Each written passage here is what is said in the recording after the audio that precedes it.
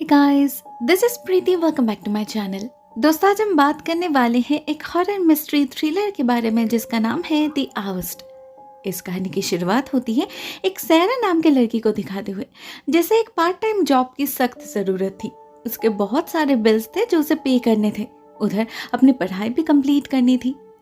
इसलिए उसने एक एजेंसी में अपना डिटेल्स डाल रखा था ताकि अगर किसी को बेबी सिटर की ज़रूरत हो तो उसे कांटेक्ट करे। फॉर्चुनेटली अगले कुछ दिनों के अंदर ही उसे एक कॉल भी आ जाता है एक लेडी से, जिसे अपनी बेटी एना के लिए रात के 8 बजे से लेकर 12 बजे तक एक सिटर की ज़रूरत थी, बस आज रात के लिए।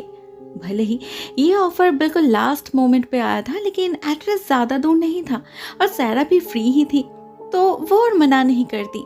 नहा धोकर फ्रेश होकर निकल पड़ती है अपने डेस्टिनेशन की तरफ, लेकिन वो नोटिस नहीं करती पूरा रास्ता कोई उसे फॉलो कर रहा है। इनफैक्ट आज सुबह से ही जब वो अपने दोस्त के साथ उसके गाड़ी में बैठकर बातें कर रही थी, तभी से कोई उस पर नजर रख रहा था। उसने पूरा दिन क्या किया, कहाँ गई, सब खबर है उसे। इधर इस सबसे बेखबर सैरा जब बताए गए एड्रेस तक जा पहुंचती है, तब तक शाम हो चुकी थी। दरवाजे पर नॉक करते ही एना की माँ तुरंत दरवाजा खोल देती है, एज इफ वो उसी के लिए इंतजार कर रही थी। वो सैरा को पूरे घर का एक छोटा सा टूर देती है, सिवाय एक कमरे के जो उनके बड़े बेटी का है। वो सैरा को भी उस दरवाजे से दूर रहने के लिए कहती है और फिर फाइनली उसे ले जाती है अपनी छोटी बेटी एना से मिलवाने। मगर उससे पहले वो सैरा को ये भी वार्न करती है कि उनकी बेटी बाकी लड़कियों जैसी नहीं है, वो थोड़ा इंट्रोवर्ट है, अपने आप में ही रहना पसंद करती है। हालांकि वो हमेशा से ऐसा नहीं थी, कुछ दिनों पहले तक भी उसके किलकारी से पूरा घर गूंज उठता था। एना और उसकी बड़ी बहन मैरी वही तो थे इस घर की रौनक। लेकिन कुछ महीने पहले अचानक एक कार एक्सीडेंट में मैरी की मौत हो गई और चुटकियों में सब कुछ बदल गया। बिल्कुल सूना पड़ गया उनका यह घर। मैरी के बिना एना भी और पहले जैसी नहीं रही, बहुत अकेली पड़ गई है वो। मैरी सिर्फ उसकी बहन जो नहीं थी, उसकी बेस्ट फ्रेंड भी थी। तो उसके जाने से एना से उसकी हंसी छीन गई और खुशी भी। तब से ऐसा ही चल रहा है सब कुछ। इन लोगों ने मेरी की यादों को बहुत ही संभाल कर रखा है। उसके सारे चीज़ें, कपड़े, इवन उसका कमरा तक फिर कभी यूज ही नहीं करी। सब कुछ वैसा ही पड़ा है जैसे पहले था। और इस सब में सबसे ज़्यादा अगर कोई सफ़र कर रहा है तो वो है एना। बहुत बड़ा झटका लगा है उसे, पता नहीं कितने साल लगेंगे उसे इस ट्रॉमा से निकलने में। अब तो उसकी माँ भी उम्मीद छोड़ चुकी है। बेचारी एना। सारा को बहुत खराब लगता है उसे देखकर। कितनी प्यारी सी बच्ची है और इतनी सी उम्र में उसे इतना कुछ झेलना पड़ रहा है। बातों बातों में सैरा को ये भी पता चलता है कि वो दिखने में काफी हद तक मेरी जैसी है। खुद एना की माँ ये बात कहती है। वो तो काफी होपफुल भी थी कि उसके आने से जरूर कुछ चेंज होगा, क्या पता सब कुछ ठीक हो जाए। ऑन द अदर हैंड सैरा को इस सब में कोई इंटरेस्ट नहीं था। उसे तो बस अपना काम करना था और पैसे से मतलब था। तो जैसे ही एना की माँ निकल जाती है, वो भी कंफ्यूज हो जाती है। वो नोटिस ही नहीं करती एना खिड़की से उसे देख रही है, बहुत ही अजीब नजरों से, जैसे उसके दिमाग में बहुत कुछ चल रहा हो। उसके बाद एना डायरेक्टली मेरी के कमरे में घुस जाती है, जिसका दरवाजा उसके सामने जाते ही अपने आप ही खुल जाता है।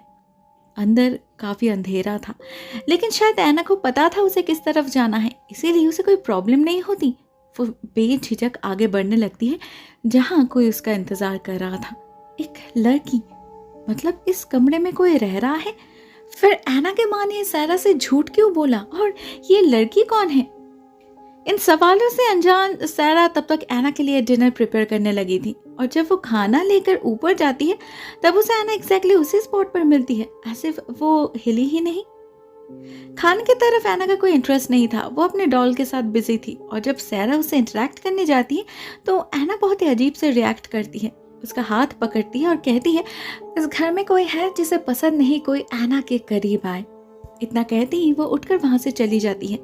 इधर एक छोटी सी बच्ची से ऐसा एटीट्यूड सैरा ने एक्सपेक्ट नहीं करी थी, तो उसे थोड़ा ऑड लगता है। लेकिन उससे भी ज्यादा ऑड थी एना की ड्राइंग्स जो वो इतने देर से बना रही थी। वहां उसने एक घर ड्रॉ किया था जिसके सामने किसी का मर्डर हो रहा था।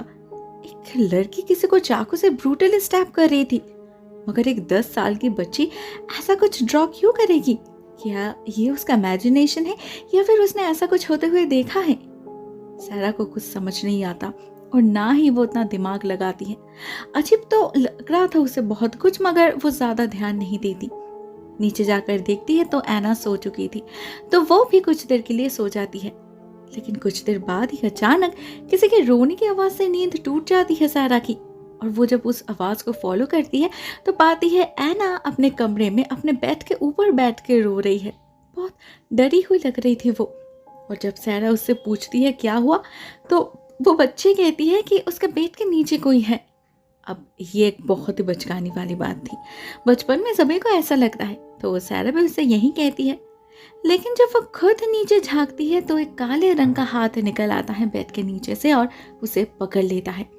डर से तो सारा की हालत ही खराब हो जाती है, जोर जोर से चीखने लग जाती है वो।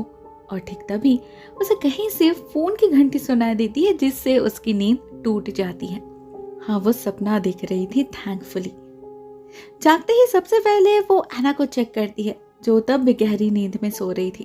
उसे देखकर थोड़ा सा रिलैक्स्ड हो जाती है सारा और देखती है उसकी दोस्त कॉल कर रही है। उसे की आवाज से नींद टूटी थी उसकी।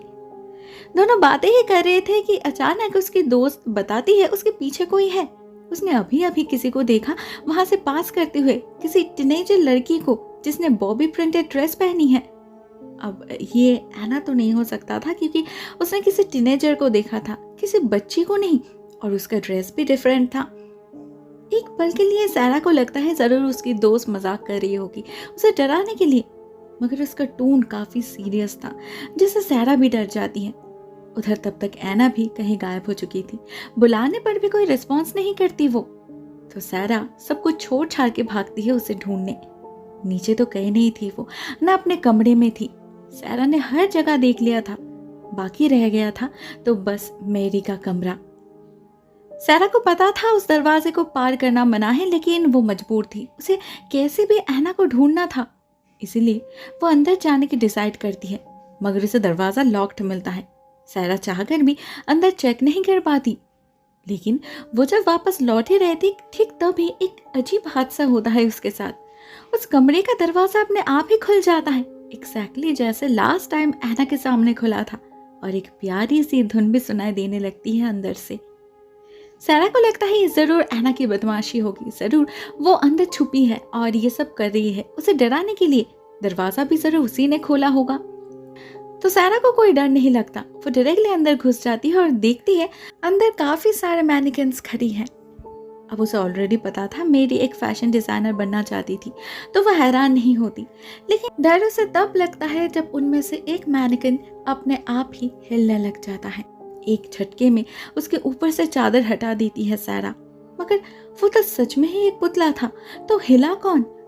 सारा नोटिस ही नहीं करती, इसका जवाब उसके बिल्कुल बाजू में ही खड़ा है, वो सेकंड मैनिकन, जो असल में कोई मैनिकन है ही नहीं, वो तो मेरी है, एक जिंदा लाश, ऐना की वो बहन जिसकी कुछ महीने पहले ही मौत हो चुकी है। मगर शायद उसके आत्मा को अभी तक मुक्ति नहीं मिली, अभी भी अपने बेजान शरीर में कैद है वो। इतने देर से वही तो कर रही थी ये सब, ऐना नहीं। ये सब उसी का चाल था सारा को इस कमरे में बुलाने का। लेकिन क्यों? उसके उस घोंसले चेहरे पे जो क्रीपी सी स्माइल खिल रही है, उसका इरादा क्या है? यहाँ हम ये भी नोटिस करते हैं कि उसने एग्जैक्टली वैसा ही ड्रेस पहना है जैसा सारा के दोस्त ने डिस्क्राइब किया था। मतलब तब भी सारा के पीछे मेरी ही खड़ी थी, ऐना नहीं। सब कुछ देखकर और सुनकर डर से तो सारा की हालत ही खराब हो जाती है। वो एक और पल भी वहां नहीं रुकती, झट से अपने कार की चाबी उठाती है और भागती है बाहर। लेकिन हड़बड़ी में अपना फोन या लैपटॉप कुछ भी लाना याद नहीं रहता उसे। एज द रिजल्ट वो किसी को भी कांटेक्ट नहीं कर पाती। मगर इतना सब कुछ हो जाने के बावजूद उसे अपनी रिस्पॉन्सिबिलिटी भी याद थी।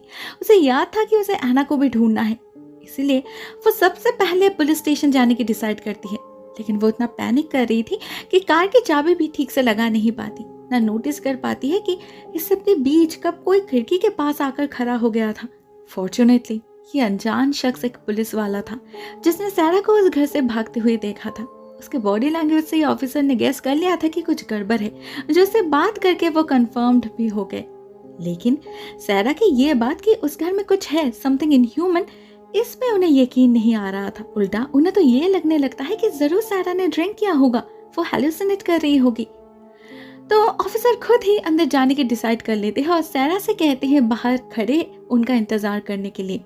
सैरा वही करती है, लेकिन उसे ये पता नहीं चलता कि वहां कोई और भी है जो अंधेरे में छुपकर उस पर नजर रख रहा है। उधर उस ऑफिसर को घर में ज्यादा ढूंढना नहीं पड़ता, ऊपर से किसी की रोने की आवाज आ रही थी कंटिन्यूअसली। तो वो वहीं जाते हैं और जाते ही उन्हें ऐना दिख जाती है। वो बिल्कुल सामने ही तो खड़ी थी, दीवार की तरफ मुंह करके पता नहीं क्या देख रही थी वो। ऑफिसर बहुत ही पोलाइटली उसे अपने पास बुलाते हैं, मगर वो हिलती तक नहीं, ऐसे उसे कुछ सुना ही नहीं दे रही। इधर ऑफिसर के आगे बढ़ते ही उनके पीछे एक कांड होता है।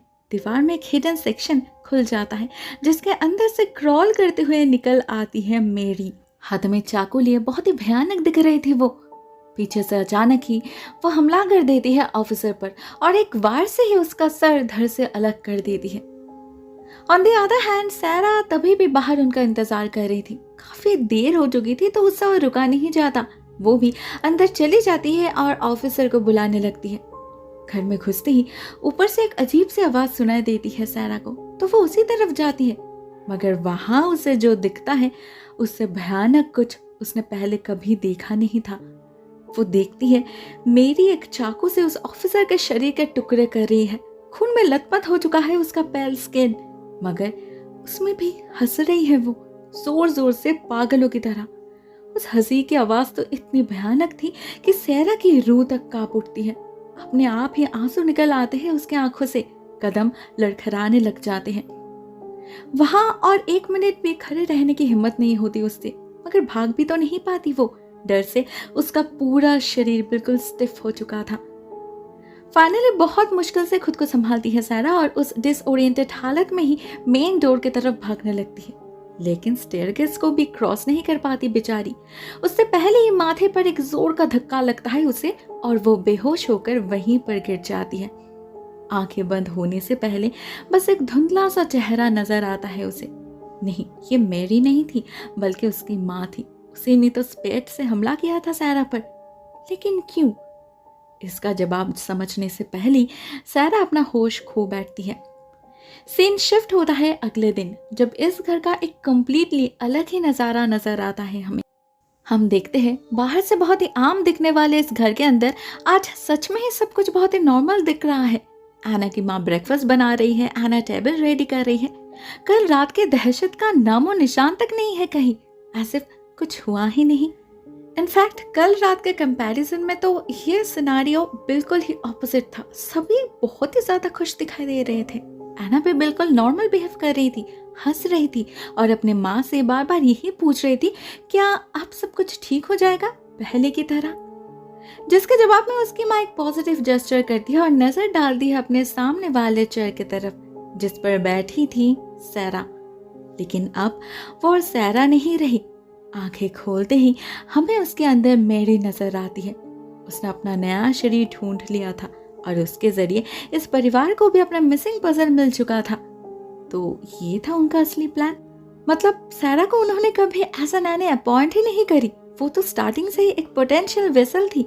ये सब कुछ प्री प्लान्ड था और इसीलिए ही तो शुरू से ही उस पर नजर रखा जा रहा था।